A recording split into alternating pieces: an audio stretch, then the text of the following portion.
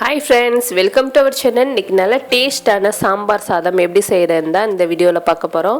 அதுக்கு முன்னாடி நம்ம வீடியோ ஃபர்ஸ்ட் டைம் பார்க்குறீங்கன்னா மறக்காம நம்மளோட சேனலுக்கு சப்ஸ்கிரைப் பண்ணுங்க. இப்போ எப்படி செய்யலாம்னு பார்க்கலாம். சாம்பார் சாதத்துக்கு ஃபர்ஸ்ட் நம்ம பொடி ரெடி பண்ணிக்கலாம். இதுக்கு ஒரு கடாய் ஹீட் பண்ணிட்டு இதுல 1.5 டேபிள்ஸ்பூன் முழு மல்லி சேர்த்துக்கோங்க. இது கூட 1 டேபிள்ஸ்பூன் உளுந்து, 1 டேபிள்ஸ்பூன் கடலை பருப்பு, 1 டீஸ்பூன் அளவுக்கு ஜீரகம், 1 டீஸ்பூன் சோம்பு, இது ரெண்டையும் சேர்த்துக்கலாம். இது கூட ஒரு 1/4 டீஸ்பூன் அளவுக்கு வெந்தயம், ஒரு 15 பீஸ் அளவுக்கு மிளகு சேர்த்துக்கலாம். நீங்கள் விருப்பப்பட்டீங்கன்னா மிளகு இன்னும் கொஞ்சம் கூட அதிகப்படுத்திக்கலாம். இது கூட ஒரு 5 வத்தல் எடுத்து வச்சுருக்கேன். இது காரம் அதிகமான வத்தல், அதனால நான் 5 எடுத்திருக்கேன். காரம் கம்மியான வத்தல் எடுத்திங்கன்னா ஒரு 8லேருந்து 9 வத்தல் எடுத்துக்கோங்க. அப்போ தான் நம்மளுக்கு மசாலா கரெக்டான அளவாக இருக்கும்.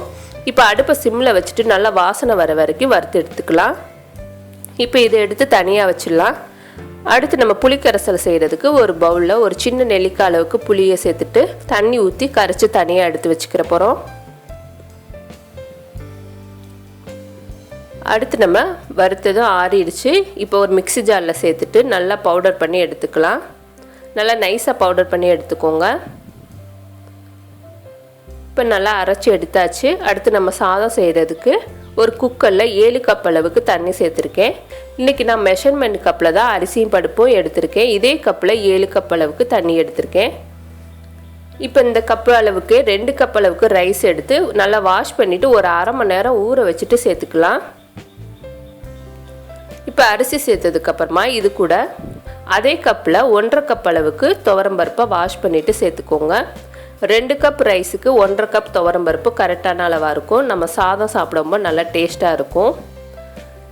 இப்போ துவரம்பருப்பு சேர்த்ததுக்கப்புறமா இது கூட நம்ம அரைச்ச பொடி எல்லாத்தையும் சேர்த்துக்கலாம். நம்ம நார்மலாக குக்கரில் எந்த அளவுக்கு தண்ணி வைப்பீங்களோ அந்த அளவை விட ஒரு 2 கப் அளவுக்கு தண்ணி அதிகமாக வச்சுக்கோங்க. அப்போ தான் சாதம் நல்லா குலைவாகவும் சாப்பிடவும் நல்லா டேஸ்ட்டாகவும் இருக்கும். இப்போ இது எல்லாத்தையும் நல்லா மிக்ஸ் பண்ணிவிட்டு இது கூட ஒரு 1/4 டீஸ்பூன் அளவுக்கு மஞ்சத்தூள் சேர்த்துக்கலாம். இப்போ நல்லா கலந்தாச்சு. அடுத்து நம்ம காயெல்லாம் சேர்த்துடலாம். ஒரு 15 பீஸ் அளவுக்கு சின்ன வெங்காயத்தை தோல் உரித்து வச்சுருக்கேன், அதையும் சேர்த்துட்டு இது கூட ஒரு 4 பல் பூண்டு, ஒரு பச்சை மிளகா கட் பண்ணது, ஒரு 1/4 கப் அளவுக்கு பீன்ஸ் கட் பண்ணது, ஒரு கேரட், இது கூட ஒரு சின்ன சைஸ் அளவுக்கு உருளைக்கிழங்க தோல் உரிச்சிட்டு கட் பண்ணிட்டு சேர்த்துக்கலாம். ஒரு 3 கத்திரிக்காயை நீல ஷேப்பில் கட் பண்ணி வச்சுருக்கேன். அதை தண்ணியில் போட்டு வச்சுருங்க. நம்ம நறுக்கணுன்னா கத்திரிக்காய் எப்போவுமே தண்ணியில் போட்டுறணும், இல்லைன்னா கருப்பாயிடும். இப்போ கத்திரிக்காய் சேர்த்ததுக்கப்புறமா இது கூட 2 சைஸ் பெரிய தக்காளி எடுத்து அதை நீல ஷேப்பில் கட் பண்ணி வச்சுருக்கேன், அதையும் சேர்த்துக்கலாம். இந்த சாம்பார் சாதத்துக்கு நூக்கல் சேர்க்கலாம், அவரைக்காய் சேர்க்கலாம், சௌச்சோ நீங்கள் விருப்பப்பட்டால் எந்த காய் வேணாலும் சேர்த்துக்கலாம். நிறைய காய் போட்டு சேர்த்து நம்ம செய்யும்போது சாம்பார் சாதம் நல்லா டேஸ்ட்டாக இருக்கும். நம்ம ஹோட்டலில் சாப்பிட்ற அதே டேஸ்ட்டுக்கே இருக்கும். இப்போ நல்லா கொதிச்சதுக்கப்புறமா தேவையான அளவுக்கு உப்பு சேர்த்துக்கலாம். உப்பு சேர்த்து நல்லா மிக்ஸ் பண்ணிவிட்டு இதை மூடி போட்டு வெயிட் போட்டுட்டு ஒரு 5 விசில் வர வரைக்கும் வேக வச்சுட்டு அதுக்கப்புறமா அடுப்பை சிம்மில் வச்சு ஒரு 10 நிமிஷம் வேக வச்சுக்கோங்க. அப்போ தான் நம்மளுக்கு சாதம் நல்லா குலைவாக வெந்திருக்கும். இப்போ சாதம் நல்லா வெந்துருச்சு. ஓப்பன் பண்ணி பார்க்கலாம். இப்போ சூப்பராக சாதம் வெந்துருச்சு. இதை நல்லா கரண்டிலே நல்லா மசிச்சு விட்டுக்கோங்க. நல்லா மிக்ஸ் பண்ணிவிட்டு அடுத்து நம்ம புளிக்கரைசலை சேர்த்துடலாம். ஒவ்வொரு அரிசிக்கு தண்ணி அதிகமாக பிடிக்கும், ஒவ்வொரு அரிசிக்கு தண்ணி கம்மியாக பிடிக்கும். அதனால் உங்களுக்கு அரிசியை பொறுத்து நீங்கள் தண்ணி கூட குறைய சேர்த்துக்கோங்க இந்த டயத்தில். இப்போ புளிக்கரைசல் எல்லாத்தையும் சேர்த்துக்கலாம். நம்ம உடனே சாப்பிட்றோன்னா இந்த பதம் கரெக்டாக இருக்கும். கொஞ்சம் லேட்டாக சாப்பிட்றோன்னா இன்னும் கொஞ்சம் தண்ணி அதிகப்படுத்திட்டு நீங்கள் கொஞ்சம் குலைவாக கூட வச்சுக்கலாம். இப்போ நல்லா மிக்ஸ் பண்ணிவிட்டு இதை இன்னும் ஒரு 5 நிமிஷம் நம்ம வேக வச்சுக்கிற போகிறோம். மூடி போட்டு அடுப்பை சிம்மில் வச்சு வேக வச்சுக்கோங்க. அடுத்து நம்ம தாளிக்கிறத பார்க்கலாம். தாளிக்கிறதுக்கு ஒரு கடாயில் ஒரு 3 டேபிள் ஸ்பூன் அளவுக்கு நல்லெண்ணெய் சேர்த்துக்கோங்க. நல்லெண்ணெய் இல்லைன்னா நெய் சேர்த்துக்கலாம். இப்போ ஆயில் நல்லா ஹீட் ஆகட்டும். இப்போ நல்லா சூடானதுக்கப்புறமா இது கூட ஒரு அரை டீஸ்பூன் அளவுக்கு கடுகு சேர்த்து நல்லா பொரிய விட்டுடலாம்.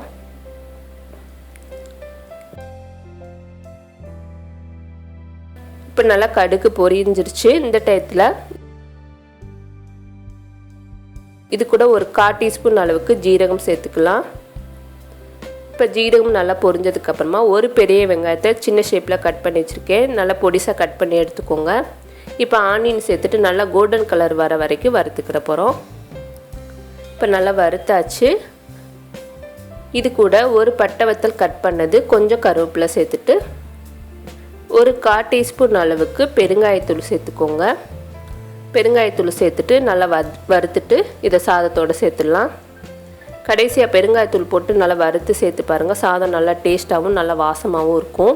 இப்போ சாதமும் ஒரு 5 நிமிஷம் நல்லா ரெடி ஆயிடுச்சு. இப்போ பார்த்திங்கன்னா எந்த அளவுக்கு குலைவாக இருக்குதுன்னு பாருங்கள். இதே பதத்துக்கு இருந்தால் தான் நம்ம எவ்வளோ நேரம் வச்சுருந்தாலும் சாதம் அதே பதத்துக்கே இருக்கும். இப்போ நல்லா மிக்ஸ் பண்ணதுக்கப்புறமா நம்ம தாளித்தது எல்லாத்தையும் சேர்த்துக்கலாம். இது குழந்தைகளுக்கு கொடுக்குறீங்கன்னா தாளிக்கும்போது கொஞ்சம் முந்திரி பருப்பு சேர்த்துக்கோங்க. கடைசியாக நம்ம நெய் கொஞ்சம் சேர்த்துக்கிற போகிறோம். இந்த மாதிரி கடைசியாக சேர்த்து நம்ம சாப்பிடும்போது நல்லா வாசமாக இருக்கும். சாதம் நல்லா டேஸ்ட்டாகவும் இருக்கும். இதில் ஒரு 1/2 டேபிள் ஸ்பூன் அளவுக்கு நெய் சேர்த்துட்டு நல்லா மிக்ஸ் பண்ணிக்கிற போகிறோம். நீங்கள் விருப்பப்பட்டீங்கன்னா இன்னும் கொஞ்சம் கூட நெய் அதிகப்படுத்திக்கலாம். ஒவ்வொருத்தவங்களுக்கு நெய் கொஞ்சம் அதிகமாக சேர்த்தோன்னா திகட்டுற மாதிரி இருக்கும். அதனால் உங்களுக்கு பார்த்துட்டு நெய்யை இன்னும் கொஞ்சம் கூட அதிகப்படுத்திக்கோங்க. இப்போ கொத்தமல்லி சேர்த்துட்டு நல்லா மிக்ஸ் பண்ணிக்கலாம். நம்மளோட சூப்பரான டேஸ்டான சாம்பார் சாதம் ரெடி ஆயிடுச்சு.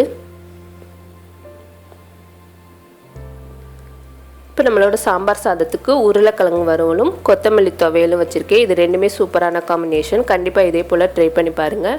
இந்த வீடியோ உங்களுக்கு பிடிச்சிருந்துச்சுன்னா லைக் பண்ணுங்கள், ஷேர் பண்ணுங்கள், மறக்காமல் நம்மளோட சேனலுக்கு சப்ஸ்கிரைப் பண்ணுங்கள். தேங்க்யூ.